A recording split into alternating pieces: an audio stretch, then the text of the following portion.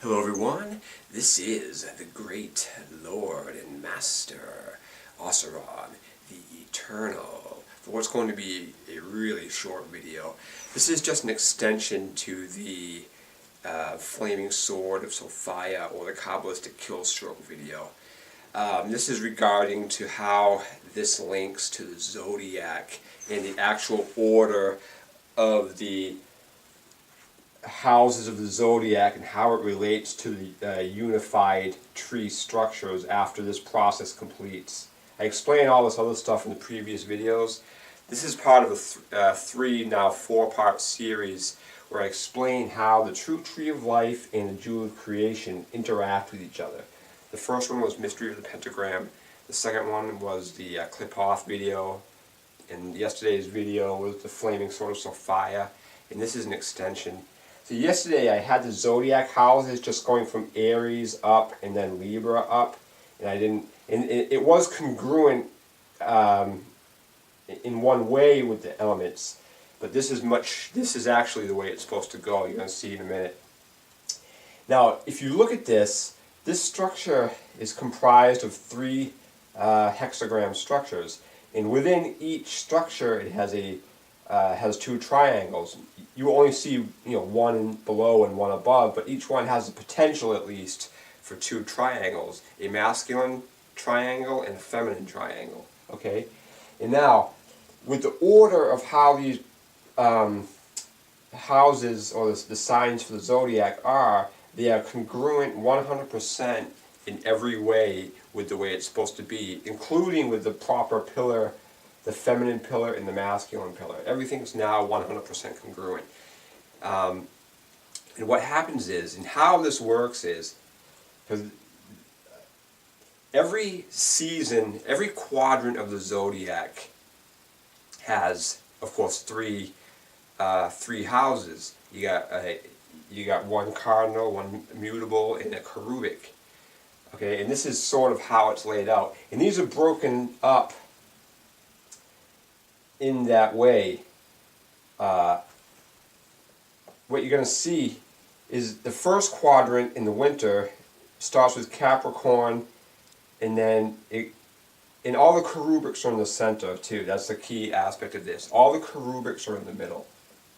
Okay, and what you're going to see is Capricorn shares the house with Pisces, which is cardinal and mutable, and its cherubic, we're going to see how that's linked in a minute, but those are joined. So this house of winter has Capricorn and Pisces, and then up here you have Cancer and Virgo share their summer quadrant, and over here you have Aries in this house here share their spring quadrant. Okay, and then down here you see Libra and Sagittarius share the quadrant for autumn. Okay, so everything is isolated by quadrants. You have winter, summer, spring, and fall here, and everything's isolated like that. Now the cherubics. How do I determine the cherubics? Because that was a real problem trying to figure that out, because because the cherubics are androgyne, they could be either one, and so that really caused me a lot of problems trying to figure this out. But see what happens though, I'll start in the beginning. When you have Capricorn and Pisces, its cherubic house is Aquarius. Okay, so what you do is you take these two and these side here, and this line connects straight up, and that is where Aquarius goes. The cherubic house that belongs to these is on this straight line through these here to here. That's how you get Aquarius. In Cancer and Virgo is the same exact thing. Its cherubic house is Leo. So now you take this straight line here, follow it straight through, and that's where Leo goes. Then you got Aries here, this one, and you take the straight line, run it through, and these two share the house with Taurus. And you take the straight line, run it through, and you put Taurus here. And then Libra and Sag share with Scorpio.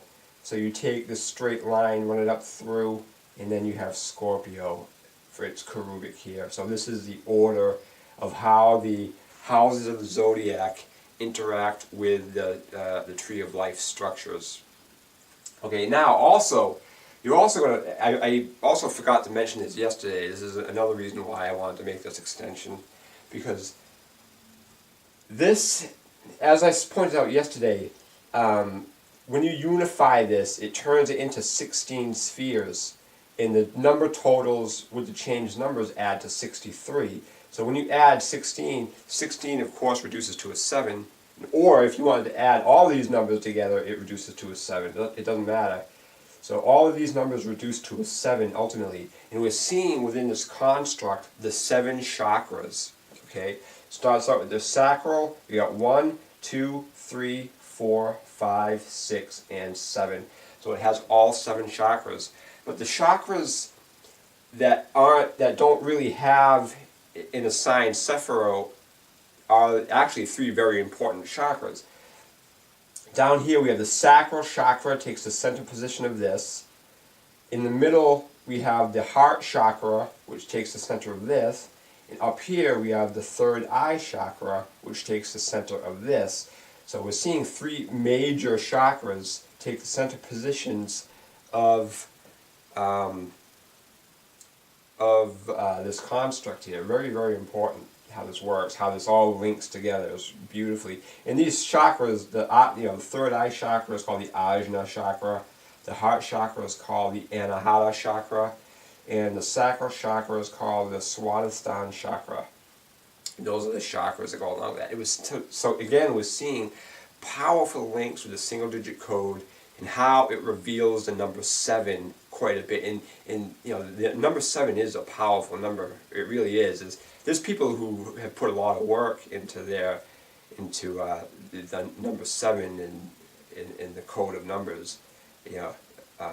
Some good channels out there. The guy Marty Leeds does a lot of work with that. He focuses on the number 7. He doesn't use the 9 system. He uses just 7, and he has some pretty impressive work from the last time I saw it, which was a while ago. But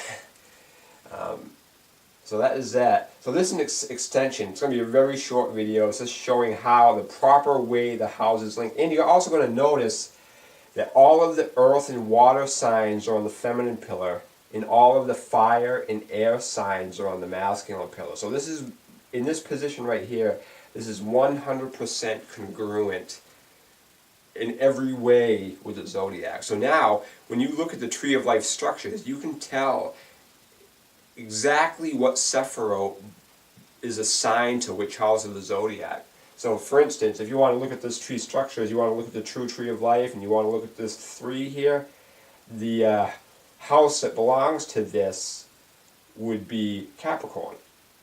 Okay, if you want to look at this Sephiroth up here, the house that belongs to that would be Leo, which is 7 again. So we're seeing some powerful shit with the light. So Leo. And there's probably a lot more. I'm starting to see things now, but this is what happens when I make these videos. That's why it's not all one video, because I learn so much by rewatching the videos or doing this stuff, you know what I mean? And I always learn something new after I finish the video. So, and the video I made before this was like 30 minutes long, so I didn't want to extend this on the end of it. So, thank you and namaste. It's also 420, big day, number of things today. It's Earth Day, it's National Weed Day, and it's also Adolf Hitler's birthday. And I know a lot of people have knee-jerk reactions to Hitler and automatically assume he's evil. But if you look into it, like I was one of those people. I used to be one of those people who immediately thought Hitler was an evil asshole. And it wasn't until I started researching ancient structures and the occult that I really began to learn. He came up one day in a thing like, Hitler, what the fuck does Hitler have to do with fucking ancient Egypt or whatever, or occult or like that. And then as I was digging into it, I learned that the history that we've been told about him is fucking wrong. The man was actually a great man. He was a hero. Absolutely was. But the reason we don't know that is because he lost a war. So thank you and namaste.